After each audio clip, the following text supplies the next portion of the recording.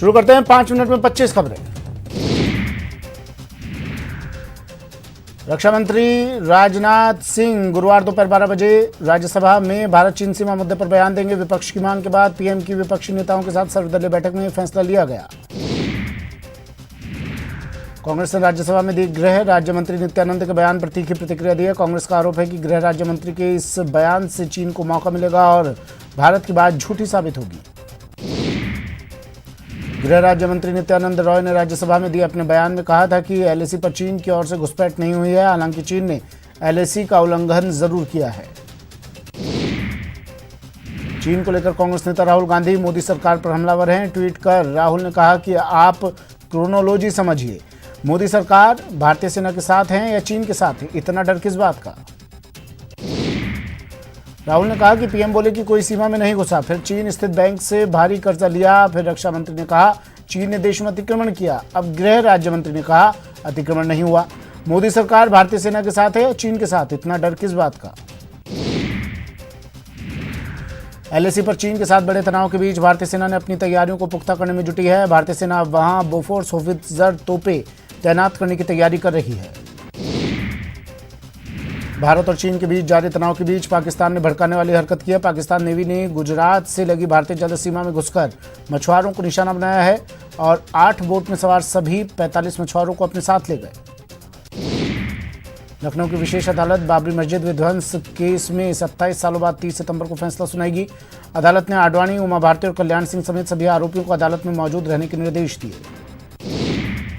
दिल्ली दंगों के 15 आरोपियों के खिलाफ 15,000 से अधिक पेज की चार्जशीट दायर की गई थी। इस चार्जशीट में उमर खालिद और शर्जील इमाम का नाम नहीं है।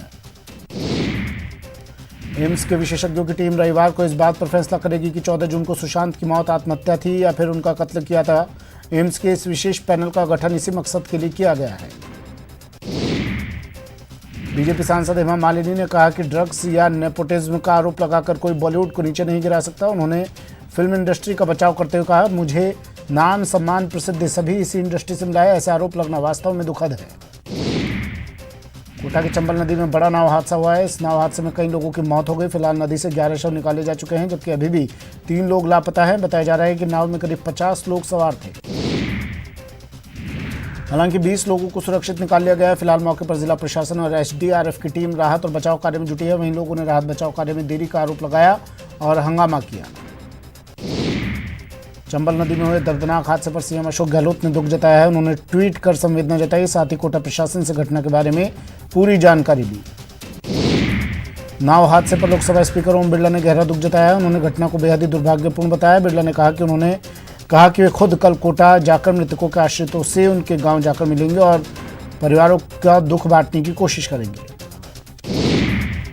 जालौर के चूराचंद गांव में करंट की चपेट में आने से 3 युवकों की मौके पर ही मौत हो गई, जबकि 2 युवक गंभीर रूप से झुलस गए। उन्हें उपचार के लिए सांचौर के निजी अस्पताल में भर्ती करवाया गया है।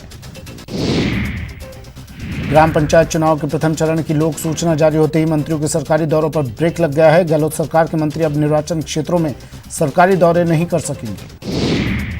जयपुर के पृथ्वीराज नगर दक्षिण में जेडीए के प्रवर्तन दस्ते ने बड़ी कार्रवाई की और बिना अनुमति के बन रहे लग्जरी फ्लैट्स को सीज कर दिया।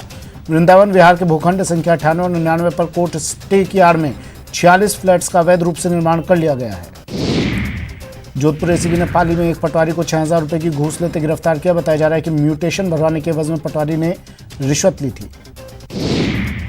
मरुधरा में कोरोना का आंकड़ा तेजी से बढ़ रहा है। आज 802 नए पॉजिटिव केस सामने आए, जिसके बाद कोरोना मरीजों का कुल आंकड़ा 1,06,700 पर पहुंच गया है।